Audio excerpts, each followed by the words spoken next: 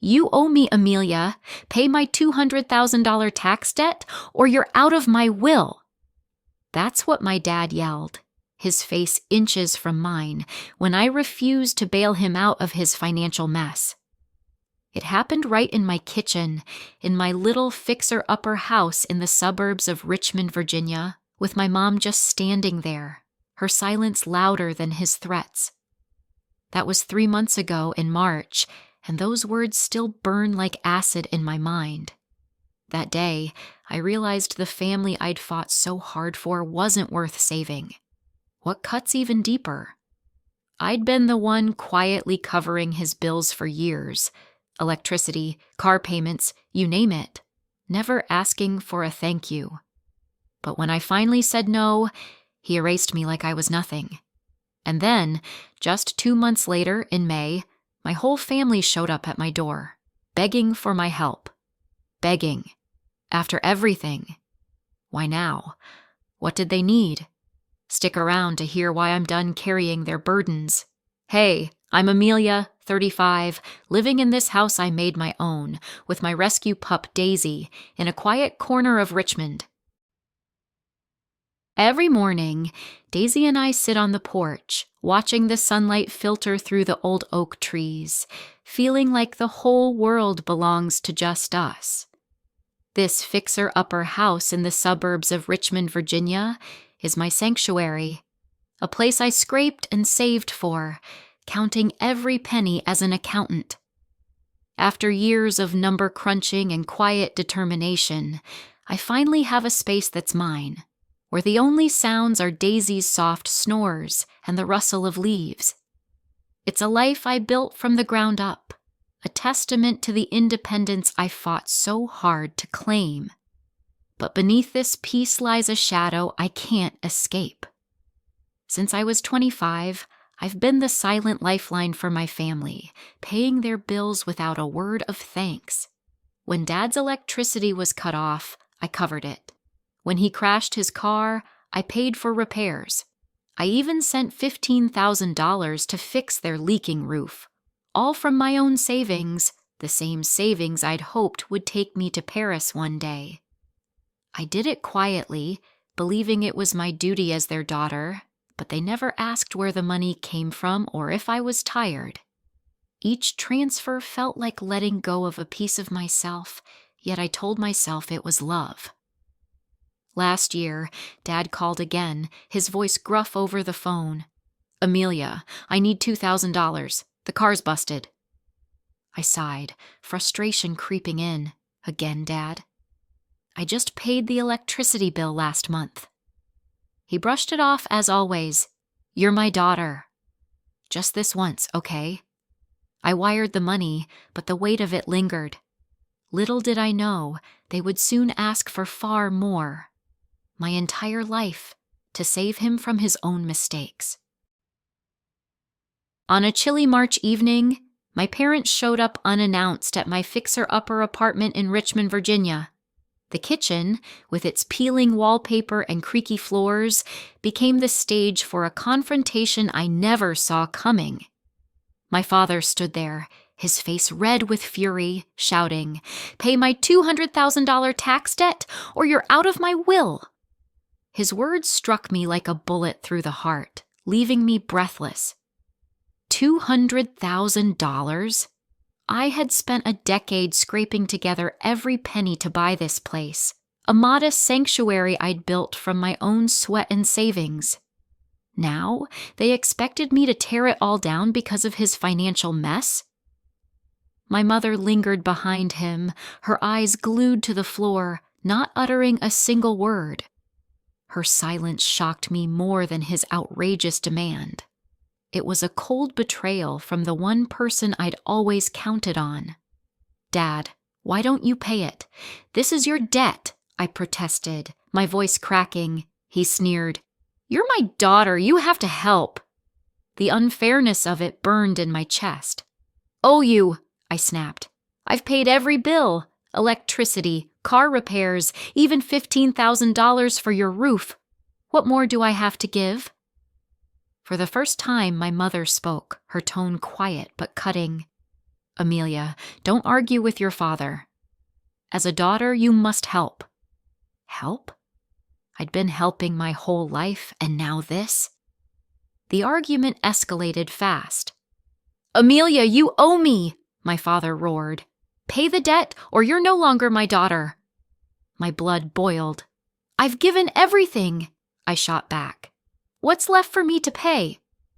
Hearing him call me ungrateful stung, but my mother's refusal to defend me hurt worse, like a knife twisting in my gut from the person I trusted most. As they turned to leave, she whispered, You'll regret this.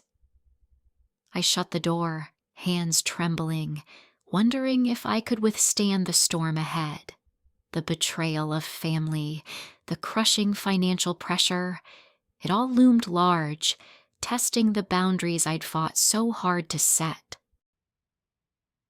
Memories flooded back like an old book, filled with pages where I was forgotten in my own family. At 10, I stood backstage, heart racing, ready to perform in my school play, but Dad wasn't there. He was cheering Nate's soccer game instead. When I dreamed of studying writing, Mom shut it down. Accounting is stable, Amelia. Nate needs college money. I worked extra shifts to pay off Dad's credit card debt, while Mom bought Nate a motorcycle. I was always the one cleaning up their messes, yet I remained unseen, a shadow in my own home. The favoritism stung from a young age. Amelia, Nate needs tuition, Mom once said. You have to sacrifice. I pleaded, What about me, Mom? I have dreams too. She replied, You're stronger than Nate. You'll be fine. Each time they overlooked me, I felt like a ghost, invisible to them. I used to think sacrifice was love, but now I see it as shackles. Family obligations became a burden, unreciprocated and unfair, leaving me disillusioned. I realized I was never their daughter, just the bill payer. But this time, I won't bow down. I stood in the kitchen looking at Dad, my voice as hard as stone. I'm not paying your debt. The words sliced through the tension, reverberating off the walls of the home I'd built with my own hands. My heart raced, a wild drumbeat against my ribs, but I stood firm, staring into Dad's furious eyes. This was the moment. $200,000 of his debt loomed between us, a burden he expected me to carry, but I was done. Dad's face contorted with rage. You're an ungrateful wretch, he bellowed, his voice shaking the air. I raised you for years, and this is how you repay me? His words were a weapon, meant to guilt me into submission. Nate, my brother, stepped forward, his expression cold. You're not family, Amelia, he said, shaking his head. Family doesn't abandon each other like this. Mom stood by the doorway, silent, her eyes fixed on me with a quiet accusation that stung worse than any shout. Their united front was a frigid gust, blowing through the sanctuary I'd created with my sweat and tears. I've paid enough, I snapped, my voice cracking under the weight of years of sacrifice. I've bailed you out, covered your messes, given up my own life. Enough is enough. My hands gripped the countertop, trembling but resolute. Dad's eyes flashed. If you don't pay, you're out of my will, he roared, as if inheritance could chain me to his demands. Nate sneered. You're selfish, Amelia. We need you, and you're turning your back. Mom finally spoke, her voice soft but piercing. Amelia, don't make this worse. The room fell silent after my final stand. I've paid enough, I repeated, quieter now, a declaration to myself as much as to them. One by one, they turned away. Dad with a grunt of disgust, Nate with a dismissive shake of his head, Mom with a lingering glance of sorrow. The door shut behind them, and I collapsed to the floor, clutching Daisy, my dog, as tears streamed down my face. It felt like the world had shattered, leaving me in its debris, But amid the loneliness, a spark flickered. By refusing, I'd stood up for myself for the first time. That night, my phone lit up with a message from Nate. "You're no longer my sister." The words cut deep, a final severing of ties. I deleted it without a second thought, my heart heavy yet unyielding. I sat in the dark, wondering if they'd let it end here or if something worse was brewing. Either way, I'd made my choice. Sometimes, protecting yourself means losing those who claim to be family. Solitude, I realized, might be the first step toward freedom. My resolve hardened. I would guard my life, no matter the cost. A month later, I sat at my desk, holding the ownership papers, my heart pounding like waves crashing against rocks. The faint hum of the air conditioner filled the room, but it couldn't drown out the storm brewing inside me. These papers weren't just ink on a page. They were proof of my silent strength, a testament to years of sacrifice I'd buried beneath their indifference. For too long, my family had taken me for granted, dismissing me as the dutiful daughter who owed them her life. Now, I was ready to turn the tables, to show them the power I'd quietly amassed. This wasn't about revenge. It was about justice, about forcing them to see me. I'd spent years preparing for this moment, building my financial fortress brick by brick, while they lived oblivious to my efforts. The main conflict wasn't just about money. It was about worth. I was done sacrificing myself for a family that called me ungrateful. This was my shift, from invisible protector to someone who demanded recognition, even if it meant shattering their illusions. I picked up the phone and called Lynn, my lawyer, my voice steady despite the tremor in my chest. "Send the notices to the family," I said. She hesitated, but I pressed on. 5 years ago, when my parents were drowning in a $150,000 mortgage debt, I saved their house. I used every penny I'd scraped together from my accounting job, bought it through a shell company, and let them stay for next to nothing. Nate's auto repair shop? $50,000 in the hole, about to be foreclosed. I paid it off, kept it running, all through the same company. They thought it was luck, Lynn, some generous stranger bailing them out. But it was me, every time. Lynn's voice crackled through the line. "Amelia, you sure about this? Raising the rent will crush them." "They didn't see me as their daughter," I replied, my tone sharp. "They saw me as a resource to exploit. I'm protecting what's mine now." "The paperwork's ready," she said after a pause. "They'll lose it when they see your name on the deeds." "Good," I said, a spark of defiance igniting in me. "I want them to know exactly what I've done." The new terms were clear. $5,000 a month for the house, $3,000 for the shop. Market rates, no exceptions. I'd carried them long enough. Holding those papers, my name bold across the top, felt like gripping a torch, brilliant and dangerous. Pride surged through me, a fire I'd kept smothered for years. But there was pain too, a deep ache from their betrayal.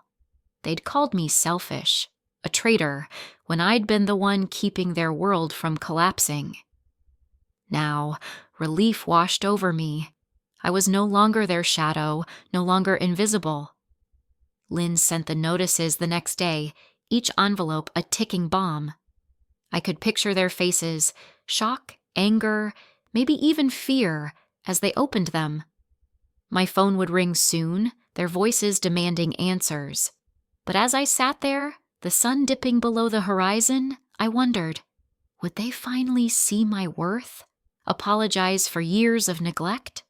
Or would they hate me more, blaming me for exposing their fragility? This was my stand. Self-worth didn't need their approval, and justice came from making them face the truth. I'd shocked them, yes, but the real twist was mine, reclaiming the power they never knew I had. The next morning, my phone buzzed like a storm, with dozens of calls from Dad, Mom, and Nate. Each vibration felt like a wave crashing against me, their names flashing on the screen like distress signals. They'd received the new rent notices: $5,000 for the house, up from $1,000, and $3,000 for Nate's shop, up from $1,500, along with the ownership papers declaring me the legal owner. The truth had hit them hard, and now they were scrambling in the wreckage. Their panic erupted into a flood of messages and calls. Dad texted, his words sharp and accusing. "Amelia, you can't do this. This is our home." Nate left a voicemail, his voice raw with fury. "You stole my shop, Amelia. You ruined my life. I'll sue you." Mom's message was softer, but it carried a sting. "Amelia, call me back. You're killing me with this." They were trying to pull me back, to guilt me into undoing it all, but I stayed silent. My lawyer, Lynn, had already assured me, "The contracts are airtight. They can't touch you." I didn't owe them a response, or anything else. Within 2 weeks, the consequences unraveled their lives. Dad and Mom sold their beloved vintage car collection, the one they'd poured years and money into just to cover their debts and the new rent. They moved into a cramped apartment on the outskirts of Richmond, a stark downgrade from the house I'd once saved for them. Nate's auto shop, his so-called legacy, shut down. He took a job at a small garage, working for someone else, his pride swallowed by necessity. They stopped mentioning me, acting as if I'd never been part of their world. I'd been erased, a ghost they refused to acknowledge. Reading their messages, I felt empty, like standing in a field burned to ash. I'd spent years keeping their lives afloat, paying bills, fixing messes, only to realize they'd never cared about the cost to me. They'd wanted me to burn so they could stay warm, and now without my fuel, their fire had gone out. I turned to Lynn one last time. "Are they threatening to sue?" I asked. She smirked. "They can try, but they've got no chance." "You hold all the cards." I nodded. "Block all their numbers," I said. It was a clean break, a line drawn in the dirt. Justice, I learned, didn't always roar. Sometimes it whispered, letting others face the weight of their own choices. My silence was my strength, my refusal to bend a shield. But I didn't expect what came next. Relatives knocking at my door, their voices heavy with judgment and a secret that would shift everything. News spread through the family like waves crashing against a rocky shore, splitting relatives into 2 camps. The air buzzed with tension as whispers turned into heated debates. Some stood by me, their support a steady anchor. Aunt Ellen's message glowed with quiet pride. "Amelia, I'm proud of you. They don't deserve you." Her words lifted me, a rare comfort amid the storm. Others, though, sharpened their tongues against me. Uncle Tom's call was a thunderclap. "You're a traitor to your own blood." His fury echoed, but I refused to bend, my resolve hardening with each barb. The family split deepened. Cousins I barely knew chimed in. Some pitched accounting projects my way, others sent sanctimonious texts about family loyalty. Then came Aunt Ellen's letter, a handwritten grenade. "Your father swindled $50,000 from Grandma's estate," she revealed, her pen steady as steel. "He cost her the land she cherished, but Grandma trusted you, Amelia, to guard what's left." The words seared through me. Dad's deceit wasn't just a family betrayal, it was personal, a lie he'd buried from me too. Shock gave way to clarity, like a fog lifting under a sharp wind. The relatives' criticism lost its sting. Instead, relief washed over me. I wasn't the betrayer. I was Grandma's keeper. I clutched the letter, letting it sink in. Aunt Ellen had written, "Amelia, You're stronger than they know. Grandma would be proud. Uncle Tom's rant replayed in my mind. You're ungrateful. Your parents raised you. But it sounded hollow now. Min, ever my rock, saw it clear. You owe them nothing, Amelia. Aunt Ellen's secret proves it. I nodded, a faint smile breaking through. Thanks, Min. Now I know I'm right. Truth, I learned, hides in unexpected corners. Setting boundaries wasn't betrayal, it was justice, a way to honor my worth. I chose silence, turning from their judgment to my work and Min's steady friendship. But the story didn't end there. The family would soon return, hats in hand, begging for my help again. 3 months later, I sat on the porch, Daisy nestled beside me, watching the sunset paint Richmond in gold, feeling a peace that felt utterly real.